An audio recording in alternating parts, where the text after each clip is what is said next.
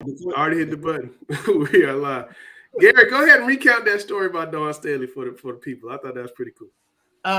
Yeah, 20 years ago this year. It was 20 We years played. ago? It's been Yep. 20 years this Oh my season. God, I'm ancient. I was a head coach at Advanced High School, and we played in the state championship against Fayetteville 71st, led by McDonald's All-American future WNBA star LaToya Pringle. But Really, really long good. story short, we got beat in a close game, and after the award ceremony was over, as we were going back to the locker room, Dawn Staley met me at the door, and she said, "Coach, I have been through this before. Do you mind if I talk to your team?" And I was like, "No, go right ahead," because I didn't know what I was going to say either. You got 12 kids that are, crying their eyes out and just lost a close game in the state championship. And she talked to the team and told them that, basically, if this is the worst thing that ever happens in your life, you've had a great life.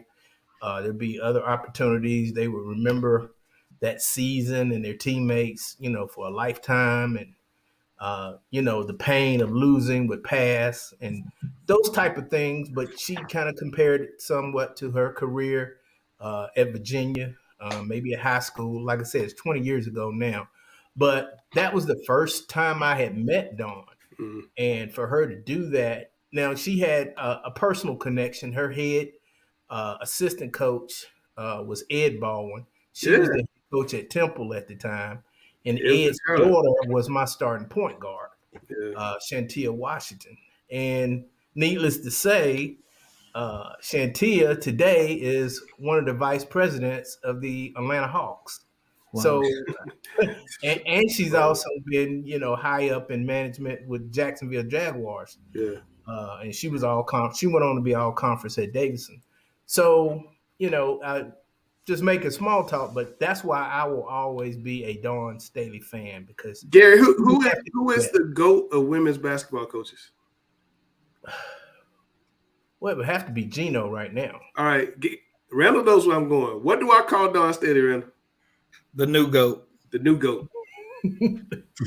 Yeah, new GOAT. Yeah. All right, let's hit the show button. Let's go catch him.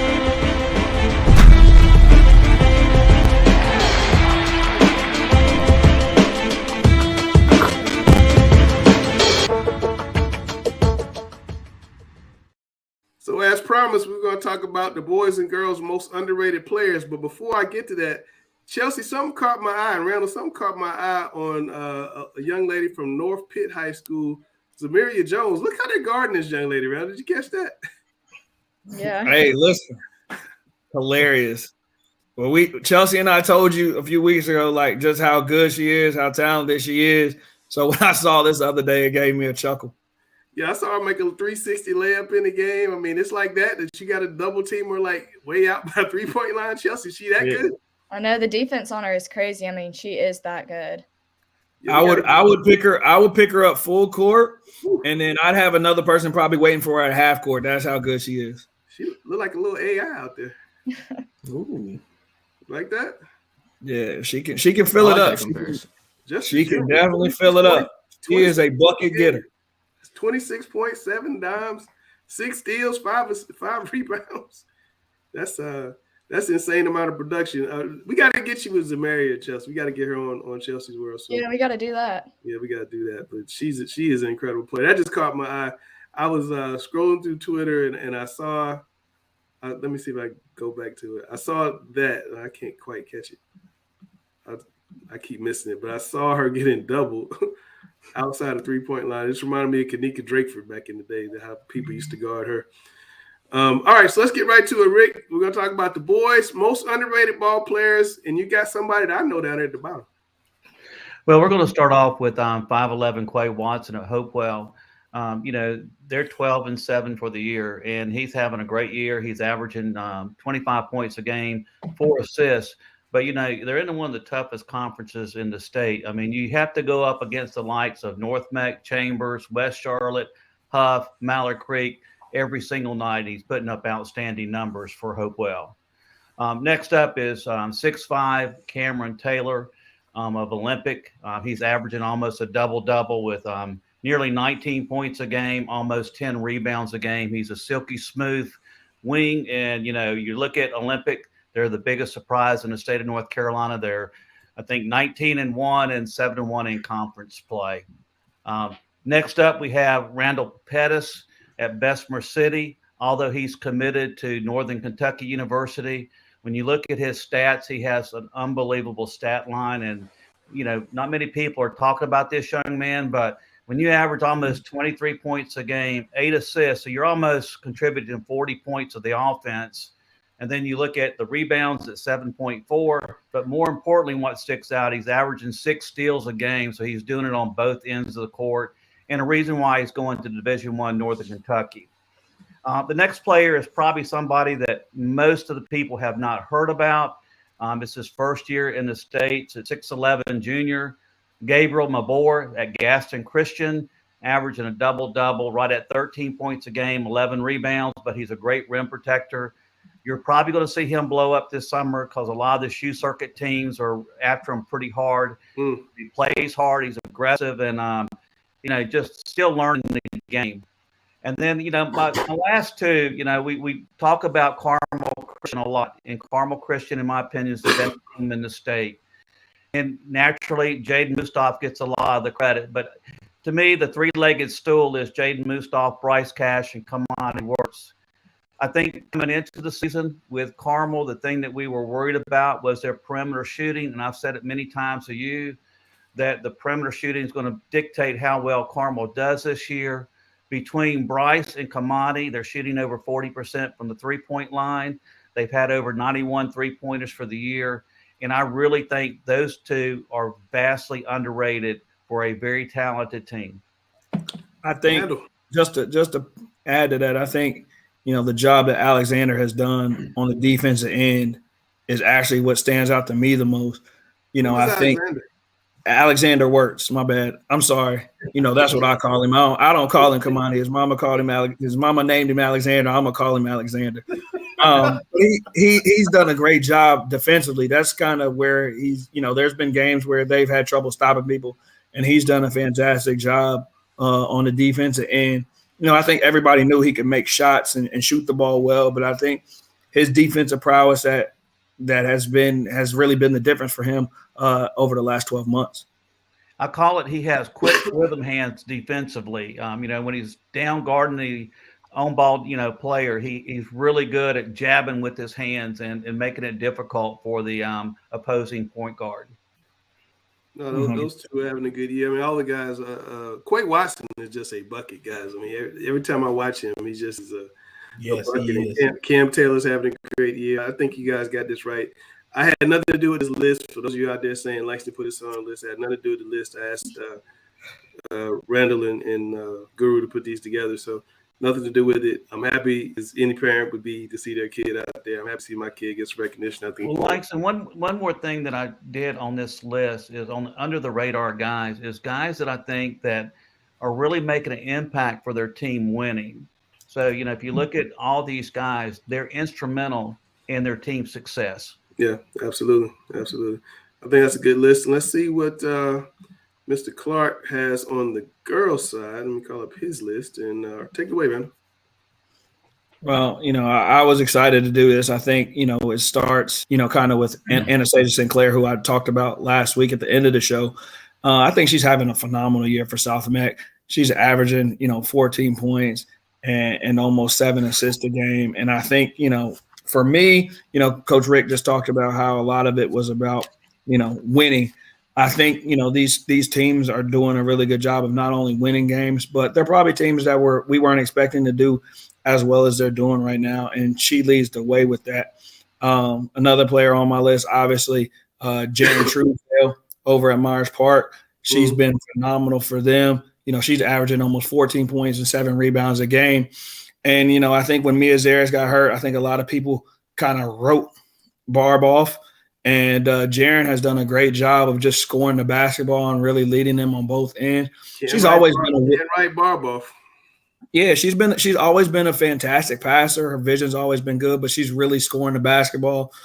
She's a big, strong kid, especially when she's coming downhill. Cassie Geddes is a kid that's going to William and Marion, obviously playing in Newton Conover. That we don't give them a lot of coverage. You don't see her a lot. She's averaging almost 20 points a game and 7 rebounds and 6 assists, but she's a kid that just plays hard on both teams. She really puts pressure on the basketball. She really, causes havoc on that end of the floor as well. Zara Douglas is a senior at Marvin Ridge. She's an undersized post player, and she's a workhorse. She gets after it on both ends. She does a great job cleaning up the glass. And that's a team who I don't think we talk about a lot. They're 17-4 right now, 7-0 in conference. A big week for them coming up. I keep trying every week to get you to put them in the Sweet 16. You keep saying no. Yeah. In the Sweet 16, especially at the bottom right now, it's tough. It's tough. So, and last but not least, Addison Sirianni. We talk about Kirsten Lewis. We talk about the Sheehan twins. Addie can really shoot the basketball, but you don't get to see that because she plays with really good players who can really score right now. Yeah. And the thing that makes her different is she doesn't mind it. She's going to guard the other team's best player every night, and she's going to be a true 3-and-D guard. She's going to make open threes when she gets them, and she's going to guard the other team's best player, and I think that's what makes them special. And she's a big reason why, they're still undefeated right now. Yeah. Gary, is anybody on this list or not on this list that you think should be there? I've seen Sinclair and Truesdale play against each other, and they both were very dominant in that game. I like Truesdale because she has a good mid-range jump shot, especially at the around the top of the key area. Yeah. And if you run at her, she can put it on the floor. And then Anastasia Sinclair, she took over that game in the last minute against Myers Park. And everything went through her offensively and defensively. So those are some good selections that are under the radar, but they are very good players. Yeah, I think Rick said he has one. Put Rick in. I can't wait. I'm excited for this. I love when we get the guru talking girls back. I know. Well, I'm trying to get into the girls part of the business too, but the one, and I've seen very little, but the one girl that really has impressed me is also of Lake Norman is Kelsey Ryan. She's putting up some really good numbers. She's just an all-around player. She scores, she rebounds, she defends, she makes assists, does a little bit of everything. She's been impressive to me. Good player. We got my man Bryce Cash straight out of practice from Carmel Christian. We're gonna go off script a little bit. Bryce, who's the best girls player you've seen this year that nobody's talking about? Put you on the spot. Best girls. I ain't watching much girls hoops, but I mean, I'll probably say my at Carmel, Olivia Boyce. Every game she go for 30. The games I see. All right, that's not a bad choice, Bryce. Not a bad choice. Hey, Langston, I just want you to know I was just with Bryce like an hour ago, and he already threw you under the bus and told me you sent him the questions today. I did not send Bryce the questions. I sent Alex and Chelsea the questions. They know the questions. So, Bryce, how's the season going for you guys? Number 24 in the country, trying to win a state title. How's it going? It's great, man. I mean, I've enjoyed it since I got here back in June. Since the June live period, it's been fun, man. I mean, we play a lot of competition at Carmel, and it's bettered me not only as a player but as a teammate. So it's just been a lot of fun. What made you decide to transfer from Charlotte Christian to Carmel Christian your senior year? That's always a big jump. You're going to be the man on campus, and you choose to go somewhere brand new. Yeah, I feel like Carmel just gave me the better platform to just enhance my skills for the college game. And Coach Badgett, he does a good job getting guys to college. I feel like with the coaching of Coach Badgett, it really would have enhanced my game and my recruitment. Yeah. Randall, what you got? Bryce, we talk about Coach Badgett a lot on the show, and we talk about his coaching style. I think I was talking to him earlier today, and one of the things that stuck out is he told me that you get upset when he gives defensive assignments if you're not guarding the best player. Obviously, you really take pride in guarding the other team's best player on a night in, night out basis. Where does that come from? I mean, it really just – I think Fritz can account for this. It really came from when I was a kid. I mean, I feel like I played with for QCAA second, third grade, and I feel like I remember every practice I just wanted to go up against him. Back then he was one of the best in the state. So I feel like I've always had that competitive nature, just to go out and get the best player on the other team. That's just always been my kind of game. Alex Bass. Bryce, what is it? All right, so coming into a program with a championship culture and pedigree, and knowing internally, externally, all the way around that is the goal and expectation for this team right here. What is it that this team does on a day in and day out basis to freeze out any would-be distractions and keep a tunnel vision, knowing that internally and externally, that's the expectation and that is the measuring stick? Day in and day out, how do you freeze out the distractions as a team? Right. I mean, obviously we see all the rankings and all the buzz, especially on the Myers Park game. But every day in practice, we just come in ready to play, ready to practice. Focus on defense. I feel like if we focus on defense, that can carry into any kind of game, whether it's a big game or a low high. Let's go carry. So, like going into practice with that mindset really gets us prepared for those kind of games. Bryce, I wanted to ask you a question here. What do you say to college coaches when they ask you about how you're shooting from the perimeter? Because, a lot of people thought, coming into this senior year that one of your Achilles heel was your perimeter shooting, but this season you're shooting over 40%. Mm-hmm. Yeah, I mean, I just know that I've adapted that in my game, and I feel like that's just a part of my game now. I mean, when coaches say that, I just pull up the numbers. The numbers speak for itself, for real. So yeah. Well, I'm a fan. Right? Men lie, women lie. Numbers don't lie. All right, so we're gonna put the guru in the background, and it's time for you to play the game show. You must beat Randall. He's been so excited for this for like the last 3 hours. It's hilarious. Like, you really think he's gonna win today? Yeah, you must beat Randall. So I'm contractually obligated to play this little theme music when we get back. Chelsea's gonna ask the first question, and you're gonna go first when we come back from the backside. I gotta play the right music though. I'm Randall Clark. I am not Sam Griner. You will not beat me on the game show.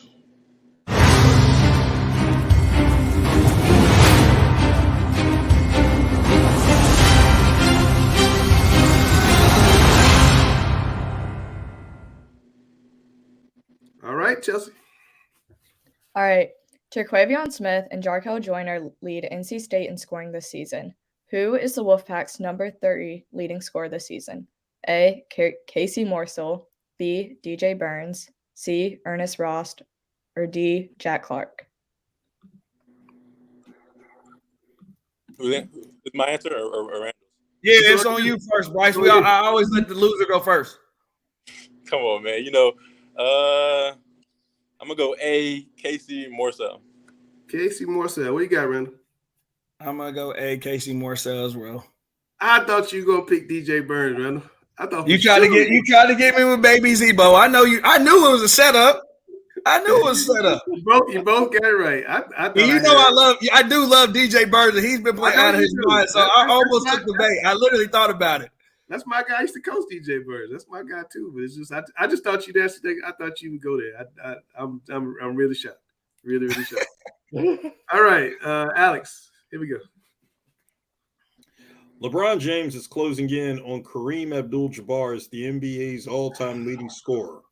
Which player with North Carolina ties, other than Michael Jordan, has scored the most points? A. Tim Duncan, B. Dominique Wilkins, C. Chris Paul, D. Antoine Jameson. So you, Randall. Hold on, I gotta wait for the letters to pop up again. My computer's going slow today. Oh, man, he's got his daughter. He's doing that Sam stuff. Got his daughter speaking. Hey, listen, hey. I'm gonna go with was Tim Duncan B? Tim Duncan is A. Who was B? Dominique Wilkins. I'm gonna go A. Tim Duncan. Tim Duncan. What you got, Bryce? So my answer, I was going A. Tim Duncan. A. Tim Duncan. The answer is B. Dominique Wilkins. So you both got it wrong. Washington High School's own. That is right. That's right. Dominique is number 15 all time with 26,668 points. What's Tim? All right, now for the next question. I just love this movie right here. Go ahead, Chelsea. This X-Files star is featured in Eddie Murphy's hilarious new movie, You People, on Netflix. Name the actor. A. Gillian Anderson. B. David Duchovny. C. Robert Patrick. Or D. William Davis. William Davis was a cigarette guy. All right, Bryce, what you got? I'm going to go C. Robert Patrick. Robert Patrick. Terminator. What you got, Randall? I'm going B. B. David Duchovny is the correct answer, and Randall has a 1-0 lead. Did you know that, or were you guessing? I guessed. Hey, Langston, on that last question, you didn't want to talk a little longer about Dominique Wilkins' career-long defensive prowess? Nah. We're gonna stay with Randall. Were you guessing on that question? Did you know that? We lost Randall. Randall can't win. Randall can't win if we lose him. Uh-oh. Randall, come back. I don't want to put the next question. He's trying to assure himself a victory by not coming. I'm gonna have a call of the house. Normally, it's understood that there's quorum unless there's a call of the house. Well, I'm calling the house because Randall's not here. All right, we're gonna bring in Cameron to fill in. Wait. I think Randall may be coming back in. Wait a second. This is live TV. It's live TV. I don't know what Randall is. We're gonna bring in Cameron and move on. Let's and we got it's 1-0, Randall Cameron. And Alex has the next question. And it is I lost my place while we were waiting on Randall. Here we go.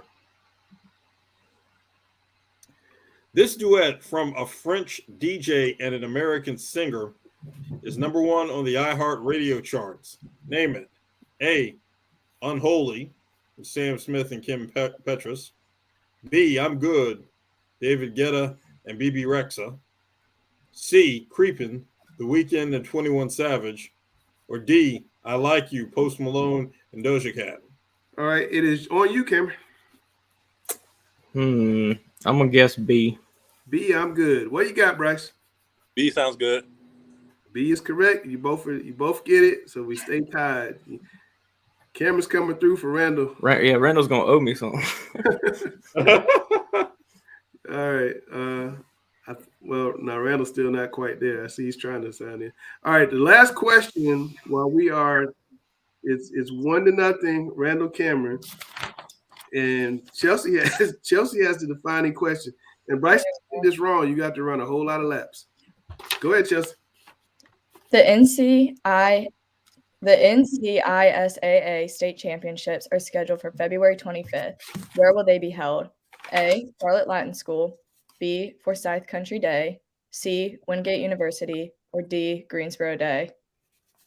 All right, Bryce. B, Forsyth Country Day. Randall. B. Forsyth Country Day. Well, that was kind of a giveaway question. Randall wins 1-0 with an assist from Cameron. You owe Cameron.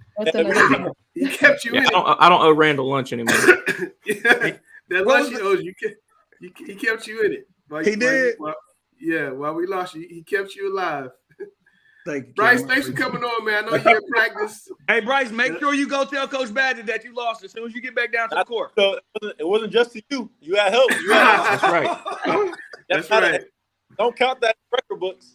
Oh, we're Right, definitely he got the counting that as assist. another W for the good guys. Oh, Bryce, good luck the rest of the season, man. We'll talk to you. Hey, I think All right. I think this win should be taken off Randall's record. Oh my I God! mean, since there is a precedent for losses to be taken off records. Oh my. Since Randall was absent. Just put an asterisk by it. It's like the I Lakers missed bubble one championship. question. I missed one question. All right, it's time for ladies' night. Oh yes, it's ladies' night, and the feeling's right. Oh yes, it's ladies' night. Oh what a night. All right, let's see who Randall picked out as his players of the week.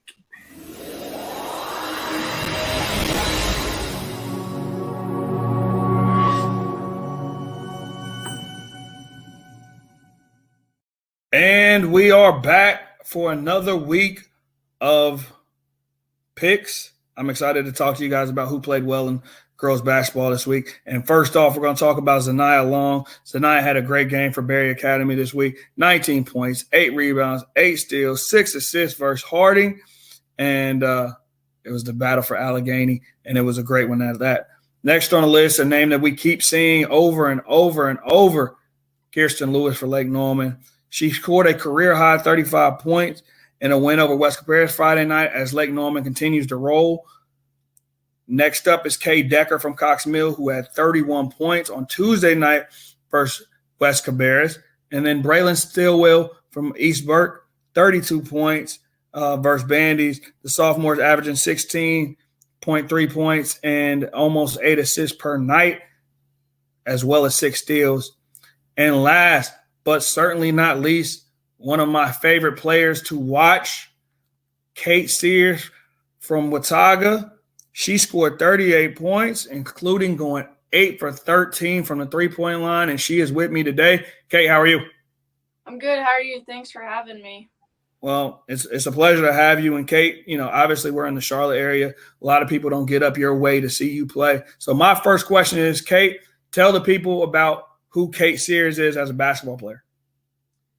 I think me as a basketball player, I would say I'm a true point guard. I really like getting my teammates involved. Like, that's really important to me is, finding my teammates and making the right reads, like, throughout the game. But I think also, like, I can score the ball, and when I need to score, I can score. I think throughout the season we've had times that, we've been in tight games, and I've needed to score, and I've done that, or I needed to distribute the ball. And that's what I love to do. And I think I do that really well. So just getting my teammates involved and seeing the floor, I think would be the main part of my game. I love it. All right. So now you're a junior now. So let's think about it. What's the difference between this year as a sophomore compared to last year as your freshman year? I think last year just I think being the first year, like, without COVID and stuff, last year was, we had a good year, and it was very unexpected. And so I think just being able to come on as a freshman and, like, be one of the main parts of the team and the leader of the team was really big. And I think this year we lost one player last year, but just kind of building off what we started last year was really big. And our conference is really tough, and so just playing hard teams every night throughout conference, I think definitely gets us ready for the postseason and just playing, teams in Charlotte who are really good, and just having to face them in the playoffs and stuff. I think, our schedule definitely gets us ready for that. Awesome. All right, Kate, my last question for you. Friday night, you go 8 of 13 from the three-point line. What was the last song you listened to before you hit the floor Friday night? I don't really listen to music before the game. Like, we have our run out music and stuff, but I didn't really listen to anything. I think we were all pretty excited to play because we didn't play on Tuesday, so it'd be our only game of the week, and to restart going through the conference teams, I think it was a big game, and it was a home game on Friday night, and so we were all just pretty pumped to get to play, and we all just kind of came out playing really good and shooting the ball really well. So that's awesome.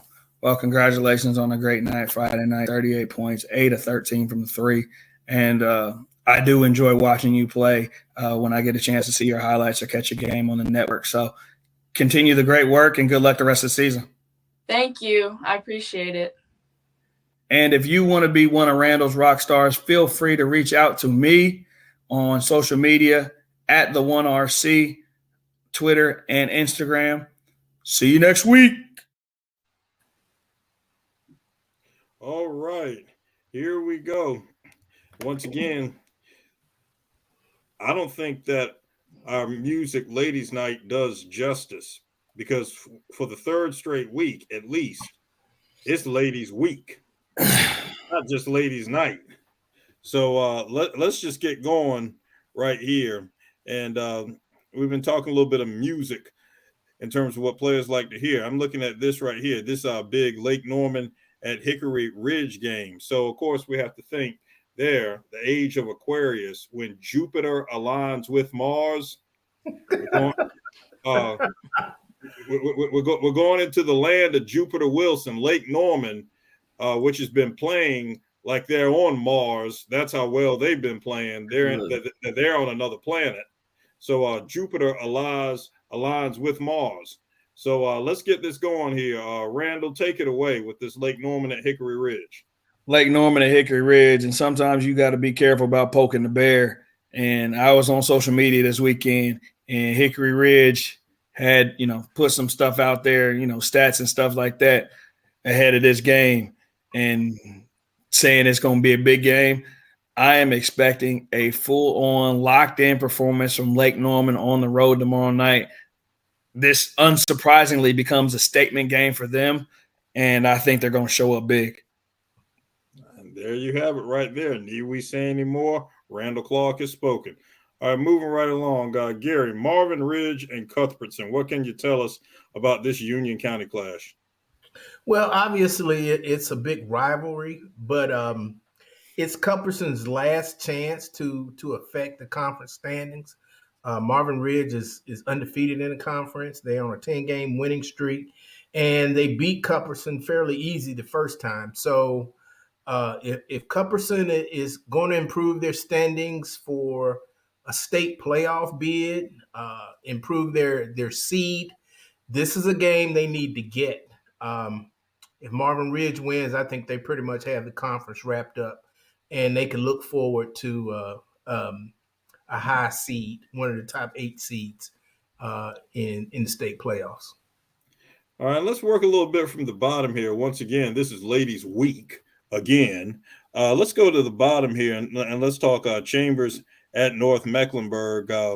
Another one of our state's outstanding coaches, Jennifer Baker, at home, welcoming the school that used to be her previous home.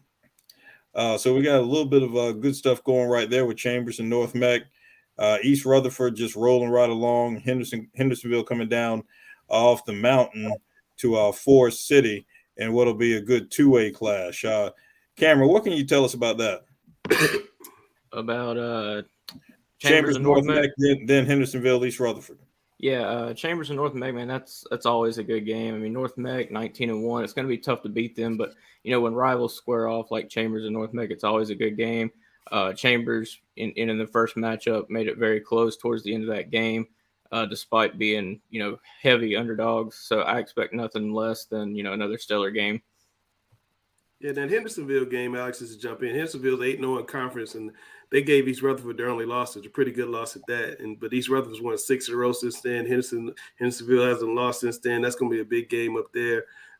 Huge game in Gaston County on Tuesday with Hunter House and Stuart Kramer, 2 teams are battling for the Big South Championship. But we're supposed to go to Chelsea's world right now, right, Chelsea? Yes, technical difficulties. It's my fault. I'll fall in the story. Chelsea did a great interview. Tell everybody who you did interview. Yeah, so this week I interviewed Kyla Bryant from Salisbury High School, and she's just putting up amazing statistics. Yeah. I got to watch her at the Girls John Wall tournament, and they had an amazing performance. But we talked this year about, her greatest achievements, a reflection from her senior year, and just about how she really puts out that performance on the court. So the bad news is you're not going to get to see that great interview tonight because You can look forward to it next week. I messed up, technical difficulties, but we will get it next week. And Sammy's not feeling well, by the way. Sophie should be back. We'll have 2 interviews next week. Chelsea with Kyle and then Sammy with I think she's going to interview a Puerto Ridge young man. But so with that said, we're going to flip it over. And you know what, Gary, you know why we're so lucky on this show? Why is that? We get Grice talking about football in the fall, all the big football games. There's nobody better that does it in high school football, any show, any state, anywhere. And then in basketball, we got the number one voice of basketball. Tell us about the basketball games. Rick Lewis, take it away. That's right. Well, the games of the week that I have, there's going to be 4 main games. The first game is going to be Lake Norman. They're 14-6, 7-1 in conference play. They're coming off an impressive win over at West Cabarrus on the road. They play Hickory Ridge at Hickory Ridge. Hickory Ridge is 8-2 in the conference play. The thing about this game is they played earlier in the year at Lake Norman. Lake Norman won by 24. Now you're turning the favor. You have Hickory Ridge hosting Lake Norman. That will be a very intriguing game. Yeah. A lot is at stake. The Greater Metro Conference regular season championship is at stake, I think, in this particular game. The thing about Lake Norman is they have a lot of balance, and the insurgence of 6'9" Trent Steinauer has made a huge, huge difference. For Hickory Ridge, the heart and soul of the team is Miles Beard. Usually I will go with the home team, but in this particular case, the way Lake Norman is playing, I think it's a lean Lake Norman. Lake Norman has a lot of size, Rick. That you don't normally see. Even in the 4A level, they're a really big team. I mean, Callaway's big, Steinauer. I mean, they're big. Well, they also have the 6'6" sophomore Trey McKinnon. They also have two really good guards. They have a freshman guard by Nick Arnold and also a sophomore guard in Josh Yates. So this team is going to be really, really good by the end of the year. They're already in our Sweet 16, but they're a team for the future. They lose Cole Callaway, and I think there's another guy that they lose is Henderson.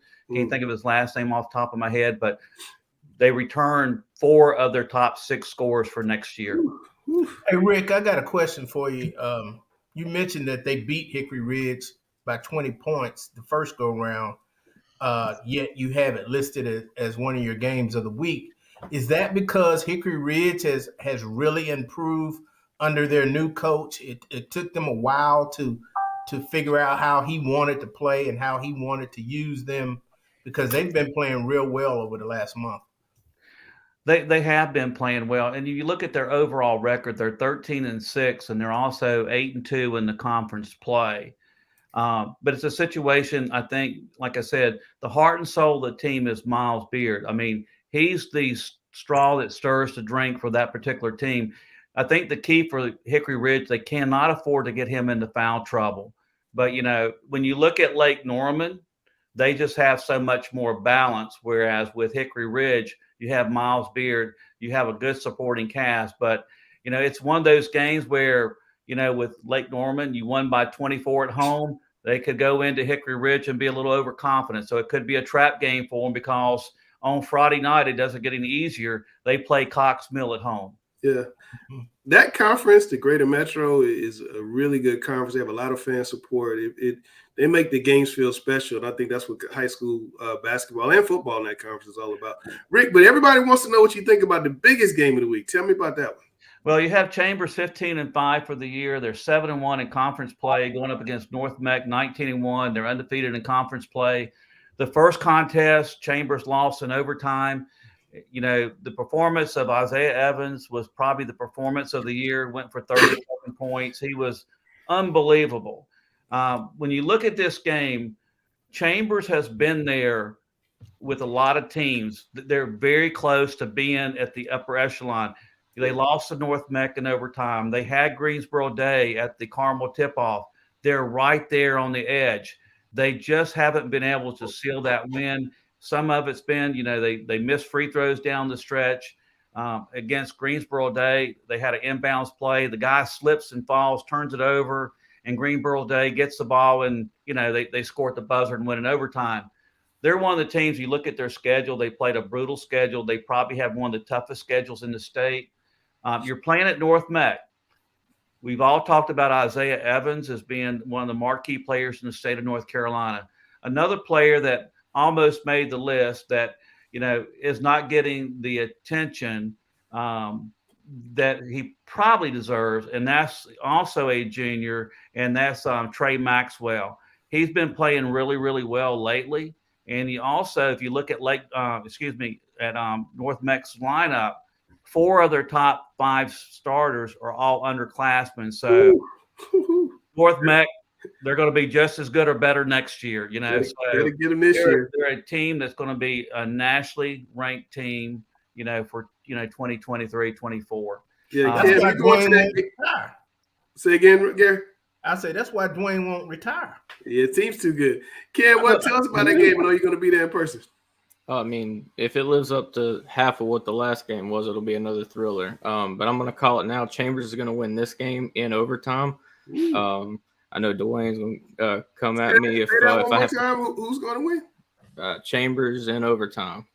Wow. So I'm calling that. I mean, Chambers came out and got punched in the mouth in that first game, but they just have a grit about them. They came back. Obviously, they forced overtime, but Isaiah Evans he pulled an Isaiah Evans and won that game at the buzzer. So, but I think it's going to be a little different this time around. You better But get when you there think of 4 North o'clock. Meck, their gym and stuff, it reminds me of it's the Cameron Indoor Stadium of high school basketball. It's a small gym. It's packed. It's going to be hot. It's going to be intense, and it's going to be a great game. The one thing about Chambers is they're not going to have any quit in them. Right. That being said, and I love the guys at Chambers, but I think North Meck is going to pull this one out. Gary, what time do you have to be at the gym to get a seat in the gym? 4 o'clock. Be there for the tip-off for the girls' JV game. If you don't get He's not wrong. If you don't get there for the girls' JV game, you will not get in. All right. Speaking of basketball, Alex and Chelsea were talking about Chelsea's alma mater. So tell us what's going on up on the eastern side of the state, Chelsea and Alex. Well, Alex was mentioning the success Sanderson has had this season. I just heard back we did lose to Broughton tonight, I think by 3 points, but it was a pretty close game. But Alex, what is this, the best record in 27 years? Sanderson is pursuing its first boys basketball conference championship in 27 years. 1995-96 season, I was a senior at Cardinal Gibbons and knew a fair number of the Sanderson players on that team. There was a young man named Carl Lewis, not the Olympic sprinter. Carl Lewis was the point guard. And then there was a 6'6" power forward named Ford Jordan, who went on to UNC. He and I had an economics class together. I think Ford actually played JV basketball at Carolina. Okay.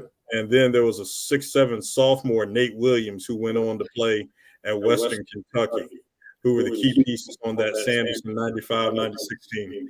Another interesting point about that team, it is coached by first-year coach Roy Robertson, who worked previously as an assistant coach at North Carolina State University. When Sanderson last won a boys basketball conference championship, that 95-96 Spartans team was coached by Ed McLean, who many people will remember was an assistant coach at North Carolina State on the Wolfpack 1983 national championship team.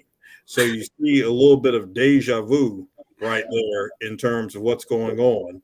I'd also like to point out that Sanderson athletic director David Neal, and yes, he is a good friend of mine, Sanderson athletic director David Neal, who graduated from the school in the early 1990s before he went on to play at UNC, graduated just a few years before 96. So just to show how historic this could be for Sanderson right here, just a lot of historical connections in what can be a very special season on Dixon Drive. So good luck. Good luck. Pay attention to the stretch. Absolutely. Good luck to Sanderson. And we talked about unsung players starting out this segment. One player who I believe is unsung is Peter Moy of South Mecklenburg, and Steve Lauder caught up with him. I'm here with Peter Moy, a junior basketball player at South Mac, is averaging more than 22 points a game this year. Peter, what is it that you think you can add to this team, and what is this team capable of doing this year? I mean, when I get going, I think I can score a lot of points, but when I get those double teams, I can find my teammates, they hook shots and we can win games. So Your game is pretty well-rounded. I mean, you will rebound and shoot, right? You're not afraid to go inside. Yes, sir. Is that something that's always been there? You've always been that way? Yeah, because I've always been bigger than people, so I can rebound, pass, shoot, do it all. All right, and I got off my game a little bit. We forgot to tell people who Rick picked as his players of the week, so let's roll that.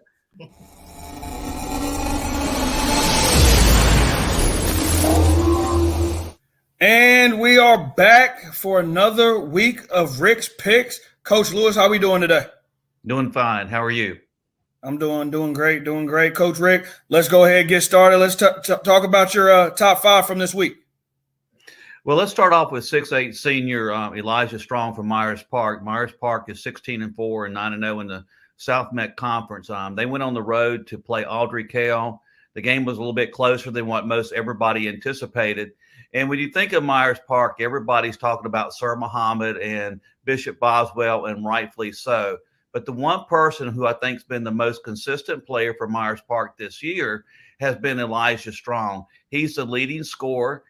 He had 17 points, 6 rebounds against Audrey Kell, and every one of those rebounds and points was needed because during the fourth quarter, Audrey Kell made a run and took a lead by 1. For Myers Park, they actually won the game. So, Elijah Strong had a strong performance Friday night. Yeah, he was really good, and he got off to a rough start, but the second half he came up big for the Mustangs. Next up we have 6'3" senior Dallas Gardner of Country Day. Charlotte Country Day is 17-10 in the for the season. They're in a very tough private school conference, with Latin, Cannon, Charlotte Christian. This is a game that they needed to win at home against Charlotte Christian, and Dallas Gardner came up big. The UNC Pembroke commit had 33 points, and he's having a phenomenal year. He's averaging close to 20 points a game. Awesome. Who we got next, Coach? Next is 6'9" sophomore Trent Steinauer of Lake Norman against West Cabarrus on the road. He had 14 points, 14 rebounds, and 5 block shots. And, Trent was sidelined early in the year. He had a broken ankle. And, Lake Norman played a very brutal non-conference schedule. So they took some, bumps and loses along the way. But, since Trent's been back, he provides that inside presence. He's a nice rim protector, great rebounder. And I think the future is very bright for Trent and also, Lake Norman. Awesome. And I see we got the East Meck team as a whole on here this week. What'd they do this week? Well, East Meck, when they played Butler at home this year, they trailed and ended up coming back and winning by 1 point over Butler. So conventional wisdom had Butler playing at home against East Meck. We all pretty much, I think you were the exclusion, went with Butler over East Meck. I watched that particular game from start to finish. East Meck controlled the tempo. They had 4 players that averaged over 10 points. And, when you get that kind of balance, it's really hard to beat a particular team. Jonah Lawrence had 18 points. Jordan Neville had 15. Amari Hicks had 15. Braylon Bowman had 12. And when you can get the supplemental scoring from Hicks and Bowman, I think East Meck's going to be a very dangerous team. And I think going on the road, beating Butler at Butler was a significant win for them. I agree. And last but not least, our Rick pick for the week. This guy had a very, very good Friday night versus West Charlotte. Mr. Quay Watson from Hopewell. Quay, how you doing today? I'm doing good. How are you? I'm great. Well, I first off want to say congratulations. I know that, playing against West Charlotte is always a big deal. Going into Friday night, what was your mindset approaching this game versus West Charlotte? I had to have a big game because, last time I played him, I had 2 points, and I couldn't let that happen again. So I just came out with a kill mindset and ready to win. Quay, the one thing that's been impressive about you and Hopewell this year, you guys, your record really doesn't speak to the quality of team that you have this season. I know you guys went on the road and beat one of the top teams in the 4A. I think you beat New Hanover at the beginning of the year or right before Christmas. Looking at your stat line, you're averaging 25 points a game, 4.4 assists, 3.7 rebounds, and more importantly, you're doing it on the defensive side of the ball. You have 2.5 steals per game. Sort of talk about your do-it-all mentality for Hopewell. Really, I know I can do it all, but main importantly is just defense because I know scoring comes easy. So if we get stops, and I already know I can score, so that just makes everything better. Quay, Hopewell's in one of the toughest conferences in the state. I think the Queen City, you're going against the North Mexico world, the Chambers, and then, Huffs, West Charlotte. To me, it's the toughest conference in the state of North Carolina. When you look at all these schools, which is the biggest rival for Hopewell? I say Mallet Creek because, they beat us last time, and then they beat us last time twice, and then in the conference tournament we had got the W. So that's my biggest rival. Now, let me ask you this. You're averaging 25 points a game for the year. All right. You're playing one of your rivals, Mallard Creek. 10 seconds to go in the game. You're down 1. You have the ball in your hands. What's your go-to move? Sizing them up, coming down court, crossover, step back for the 3. I love it. I love it. I love it. Well, Quay, man, I appreciate it. Great job Friday night, and thanks for joining us today. Thank you. Good luck. Thank you. And if you would like to be one of Rick's picks, feel free to reach out to the guru at Coach_Rick57 on social media. And Coach, as always, I appreciate you being here with me today. Thank you very much. Alrighty, we're about to get set up for Coach versus Coach. We have 3 super big topics to discuss between Gary and Randall. Let's get started.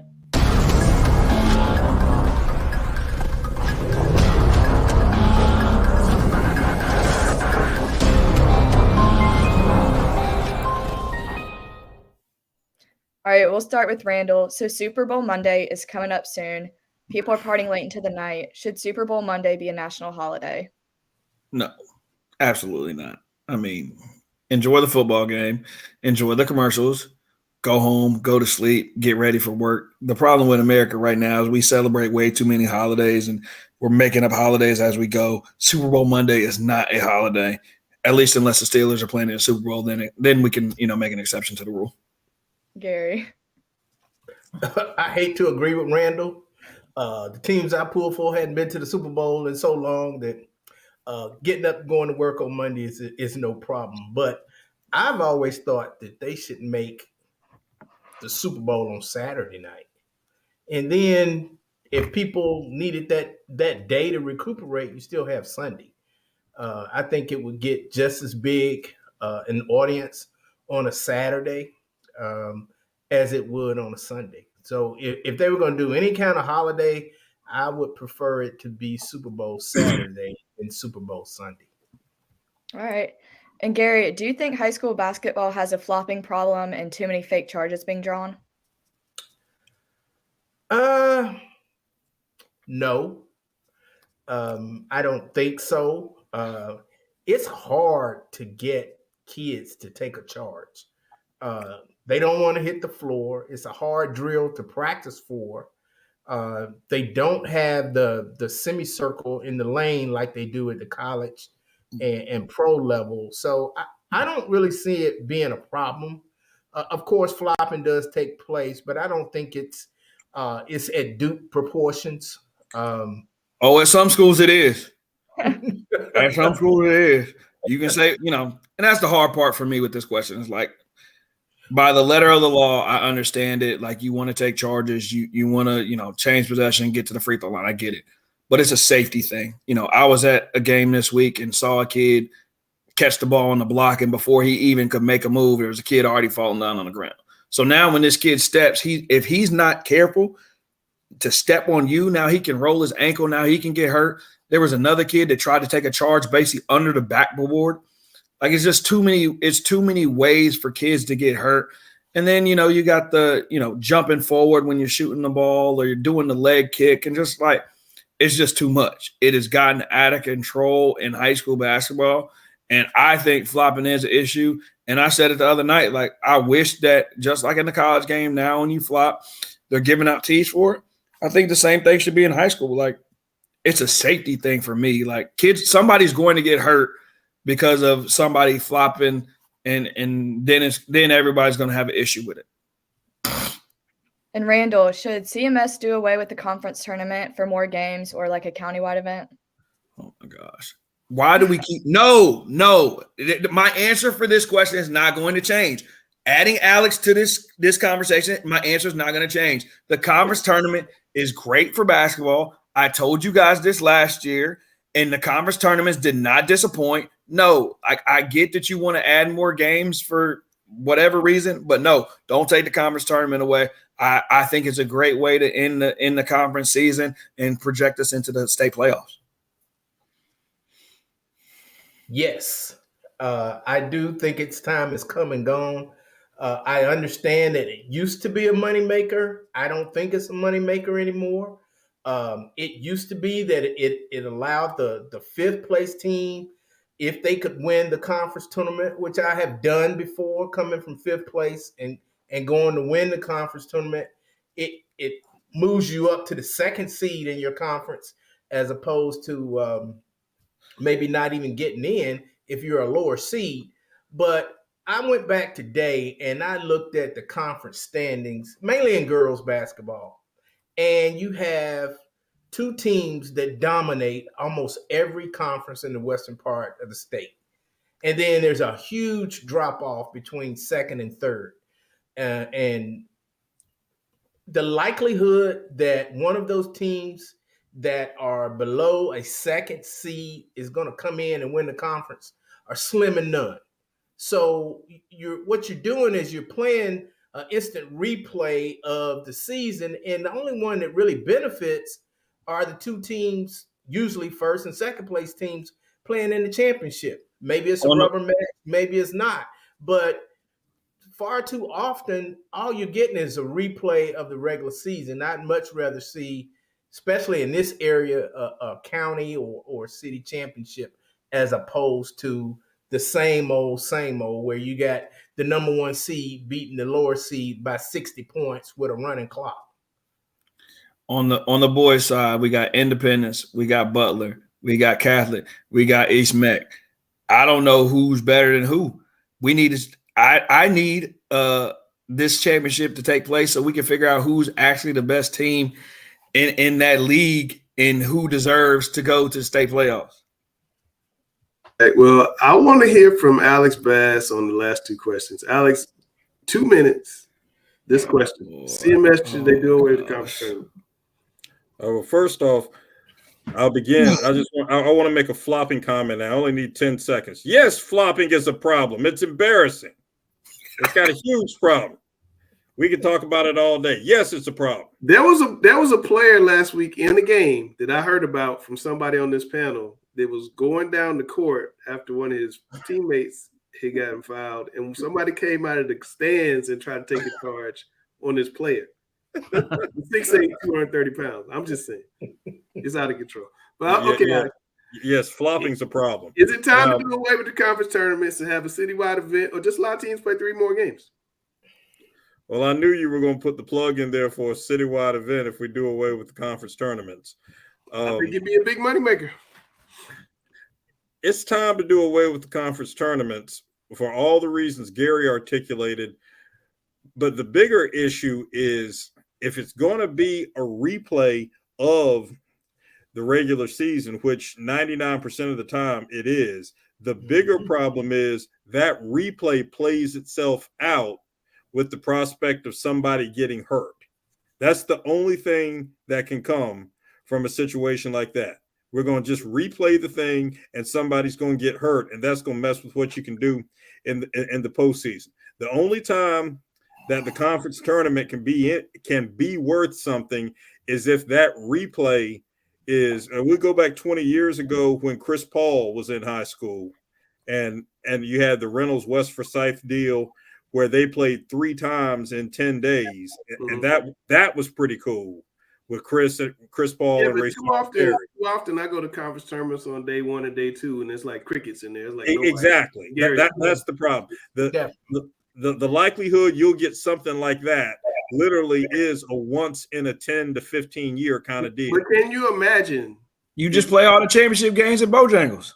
No, but that's the championship games. But I'm saying, can you imagine if you use December as a seeding event, just the games you're already playing, as a seeding event to a 3-day countywide event, and say let Rick get involved and put it on. And the last week before the regular season, you play to some type of championship or a series of championships, and then you can introduce all your all-conference teams that the kids come out, get a hand. They're playing for a trophy. You could play for the Queen City Trophy. It could be. I'm just going to cut to the chase here and make this simple. Erica Turner, would you please invite Langston to the CMS central office so we can have a conversation about this? This has been going on for the better part of 30 years. There are three or four things. There are three or four things at I've the top. already given Langston the plan. I've already sent him the plan how it Yeah, works. no, yes. It's really it's really time because I do think the conference tournaments, at least in Charlotte, the first round of conference tournaments are a complete waste of time. Well, Garrett, a lot of times the second round is too. Yeah. It is. It is. So let's just go ahead and eliminate what only can be a bad thing in terms of somebody getting hurt. And Erica Turner, hope you're listening. Go ahead and invite Langston over to the to CMS headquarters and let's figure out this thing. Let's do it. Man, it's 9 o'clock. Grice, if you watch it, it's 9 o'clock. And I'm putting the big man in the screen for the one shot. I'm almost done. Right now, Clemson is leading the ACC. It's a bad year for ACC basketball. Duke's bad. Carolina's bad. State's finding ways to win games. I don't think they're going to win. Needless to say, and I'm not eating crow yet because I'm still standing on they're not going to win the ACC. I'm still standing on that. But what I will say is that Saturday night, the greatest rivalry in all of sports is renewed on Tobacco Row. No Coach K, no Coach Williams, no Kyrie, no Jay Will.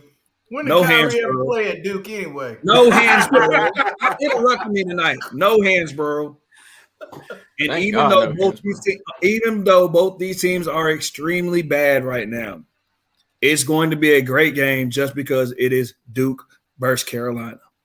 That's why I got the hat on. All right. Well, we should see what happens on Saturday. We buried that rival last year with Coach K. It's 901. You got Mike Krzyzewski signing an Adidas hat? It's a long story. I didn't have like a ball or anything. I'm surprised he signed that. I'm surprised he turned that away. I was one of three people. Like I went where the Hall of Fame is at Duke. Yeah. That's where all the players and coaches park, like to go into the practice facility. Mm-hmm. And he rolled up and like I was there at like 5:30 in the morning. This was back when Zion and RJ and Cam Reddish were there. And so we went to an autograph signing day, my dad and I. And Coach K pulled up and he's like, "Is it just the three of y'all standing here?" I was like, "Yeah." And he's like, "All right, I'll sign some stuff." And so, hey, get what I can get. Yeah, no doubt. But it's 9:02. Hey, Cameron, you can go to the Coach Lewis. I can't believe you just come on now. You're better than that. You are too good at what you do to talk about who's the blame for this. Don't bring that publicly. Leave that in the chat. All right, guys, this is a record. It's 9:02 and we're out. I don't know what Grice and Grind and all them are to keep me up to 10:30 at night doing this show, but Garrett knows what I'm talking about. Oh yeah, of all times of the night. That's Randall, the number one turn I know. That's Garrett, my friend, my frat brother. That's Chelsea, who's headed to UNC. Mm-hmm. There we go. Here we go. Lewis, the number one voice in high school basketball. Alex Bass, the contrarian. Cameron Williams, the guru in training to take off that hat. I'm Langston, and we are Talking Preps. Where this one?